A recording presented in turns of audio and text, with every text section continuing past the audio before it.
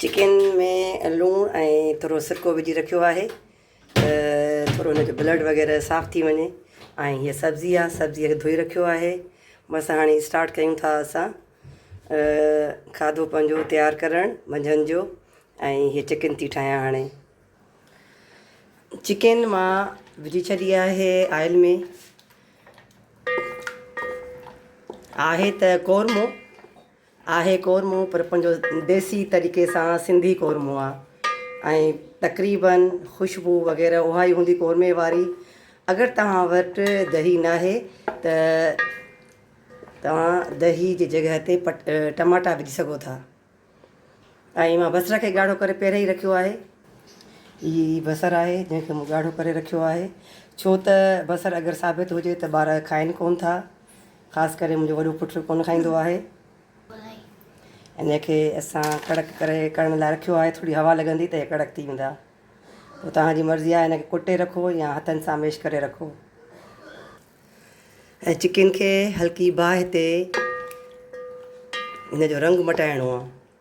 हिनखे पचाइणो न आहे, सिर्फ़ु हिनजो रंग मटाइणो आहे त हीउ पंहिंजो रंग मटाए अछो कलर में अची वञे।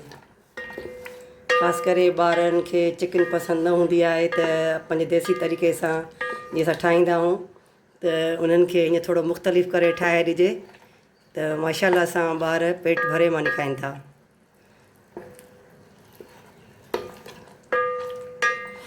जंहिं तेल में मां बसरु ॻाढ़ो कयो आहे उन ई तेल में मां चिकन विधी आहे। अगरि तेल ज़्यादा थी वियो त उनखे असां आख़िर में कढी रखंदासीं, छो त हिन शइ लाइ असांखे तेल जी ज़रूरत पवंदी,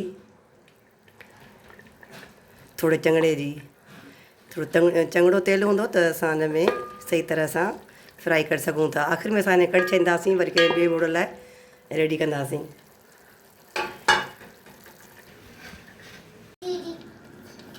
ऐं हाणे असां हिन में विझंदासीं कुटियल अदरक ऐं थूम।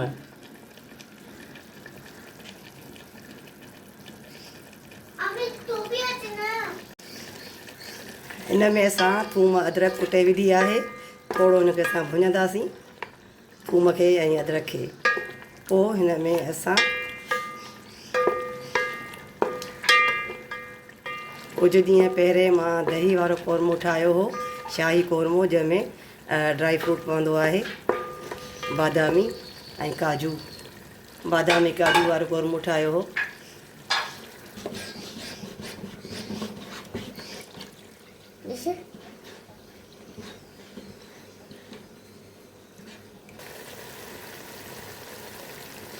ही असां हिन खे थोरो रखी छॾियो आहे टमाटनि खे। 2 टमाटा आहिनि ऐं मीडियम साइज़ जा आहिनि।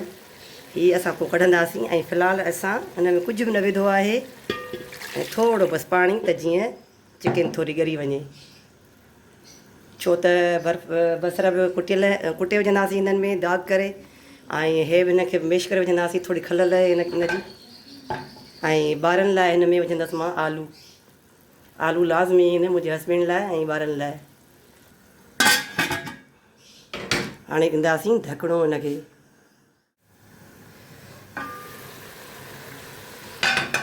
हाणे ॾिसूं था हिननि खे ऐं टमाटा ॿाहिरि कढूं था।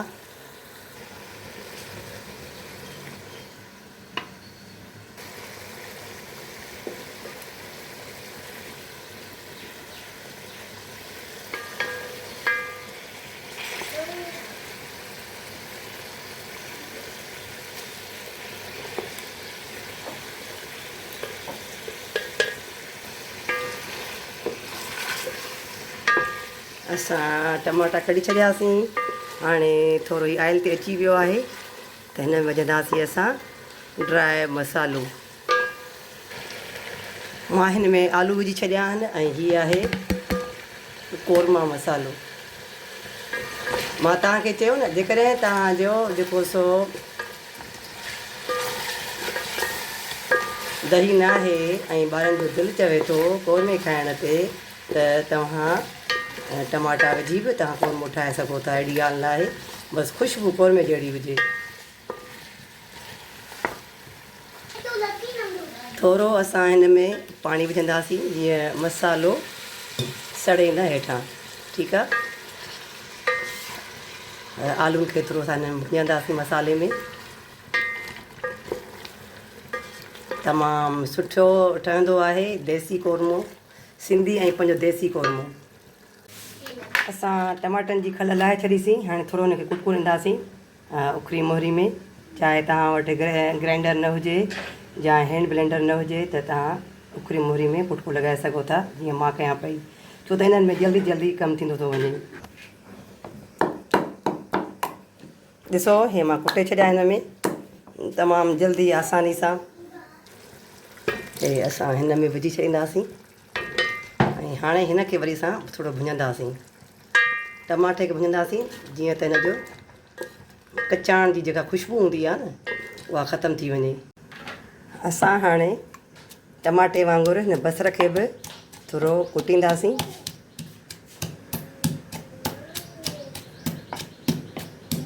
ऐं असां थोरो पाणी विझी पटाटनि खे ॻारण लाइ रखी छॾियो आहे।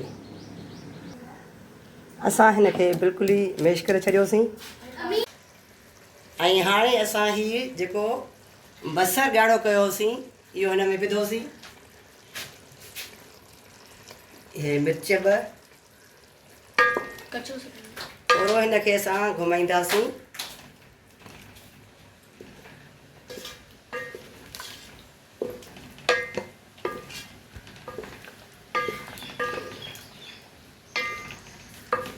ऐं पोइ असां हिन में थोरो ही पाणी विझंदासीं त जीअं थोरो हिन में शोरबो ठहे ऐं भाॼी जेका आहे बैलेंस में अचे। बसि लूणु चखींदासीं असां हिन जो ऐं थोरो ई पाणी विझंदासीं।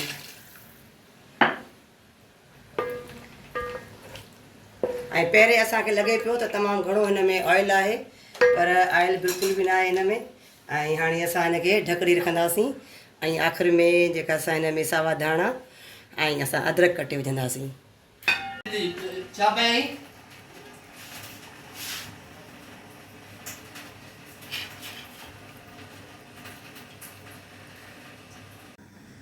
ऐं हीअ पई ठहे शाम जी चांहि, नंढे फोटे वारी।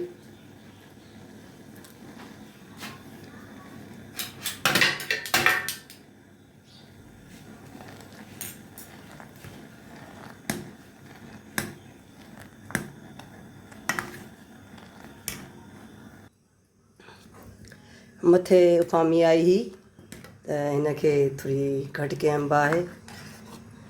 अॼु जो व्लॉग तव्हांखे कीअं लॻो? अॼु जी रेसिपी तव्हांखे पसंदि आई या न पसंदि आई?